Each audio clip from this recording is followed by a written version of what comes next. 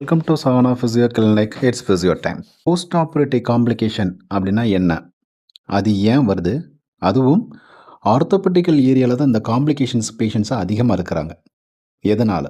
Post operative complication அப்படின்னா என்ன? ஒரு ஒரு பகுதியில் அடிபட்டு அதுக்கு ஒரு சர்ஜரி கொடுத்து அந்த ஹீலிங் ப்ராசஸ் நடக்கிறதுக்காக ஒரு குறிப்பிட்ட கால அளவுக்கு பாதிக்கப்பட்ட பகுதிக்கு ஏற்றாற்போல் 2 வாரமோ 4 வாரமோ 6 வாரமோ அந்த குறிப்பிட்ட கால அளவுக்கு ஏற்றாற்போல் அந்த பகுதியை அசைக்காமல் வைப்பாங்க. ஸோ இதுதான் இம்மொபிலிட்டி அப்படின்னு சொல்கிறது. இந்த கால அளவுகள் மாறுபட்டாலும் ஒரு அசைக்காமல் இருக்கும்போது என்ன நடக்குது அப்படின்னு பார்த்தீங்கன்னா, அந்த லோக்கலாக வந்து ஜாயிண்டில் ஒரு ஸ்டிஃப்னஸ் டெவலப் ஆகும், ஸ்வெல்லிங் டெவலப் ஆகும், அப்நார்மல் ஒரு பெயின் இருக்கும், மொபிலிட்டி வந்து லாஸ் ஆகும், மசில் வீக்னஸ் அல்லது சம்டைம் ஒஸ்ட் ஆகும்போது மசில் வேஸ்டிங் அளவுக்கு கூட போயிடும். ஸோ இந்த 5 விஷயமும் வந்து இந்த இம்மொபிலிட்டி பீரியடை சஜஸ்ட் பண்ணுறதுனால வரக்கூடிய பிரச்சனைகள் தான் போஸ்ட் ஆப்ரேட்டிவ் காம்ப்ளிகேஷன் அப்படின்னு சொல்கிறோம்.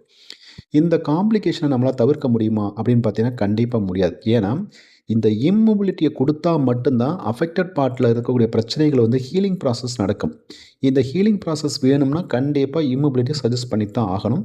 ஆனால் அதே நேரத்தில் இந்த இம்மொபிலிட்டி சஜஸ்ட் பண்ணுறதுனால இந்த காம்ப்ளிகேஷன் வர்றதையும் தவிர்க்க முடியாது. ஆனால் இந்த காம்ப்ளிகேஷனை தவிர்க்க முடியாதுதான்னு சொல்கிறதே தவிர இதை சரி பண்ண முடியாதுன்னு கிடையாது. இந்த சரி பண்ணுறதுக்கு தான் ஒரு ஃபிசியோதெரபிஸ்டோட ரோல் வந்து ரொம்ப முக்கியமாக இருக்குது. இந்த இடத்துல அவருடைய ரோல் என்ன பண்ணுறாரு அப்படி பார்த்தீங்கன்னா, ஃபஸ்ட் இந்த பெயினை சரி பண்ண பார்ப்பாரு, 2வது மொபிலிட்டி இம்ப்ரூவ் பண்ண பார்ப்பாரு, 3வது மசிலை ஸ்ட்ரென்தன் பண்ணி ஒரு பெயின் ஃப்ரீ லைஃபுக்கு ஃபங்க்ஷனலாக அந்த பேஷண்ட்டை இம்ப்ரூவ் பண்ணுவார். ஸோ எப்பேற்பட்ட ஒரு போஸ்ட் ஆப்ரேட்டிவ் காம்ப்ளிகேஷனாக இருந்தாலும் சரி, ஒரு ஃபிசியோதெரபிஸ்ட்டை கன்சல்ட் பண்ணி அது மூலமாக ஒரு பெயின் ஃப்ரீ லைஃப்பை நம்ம இம்ப்ரூவ் பண்ணிக்கலாம்.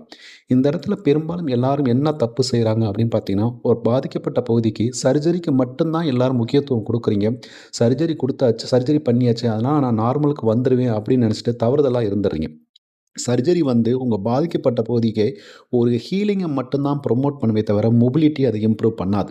மொபிலிட்டியை இம்ப்ரூவ் பண்ணி ஒரு பெயின் ஃப்ரீ லைஃப் உங்களுக்கு வேணும்னா போஸ்ட் ஆப்ரேட்டிவ்ல ஃபிசியோதெரபிஸ்டோட ரோல் ரொம்ப ரொம்ப முக்கியம். அவரை நீங்கள் கன்சல்ட் பண்ணி அது மூலமாக நீங்கள் இருக்கக்கூடிய ஒரு ட்ரீட்மெண்ட் தான் உங்களுக்கு ஒரு மொபிலிட்டி இம்ப்ரூவ் பண்ணி கொடுக்கும். ஸோ எப்பேற்பட்ட பிரச்சனைக்கும் ஃபிசியோதெரபி ஒரு நல்ல தீர்வை கொடுக்கும். Thank you so much.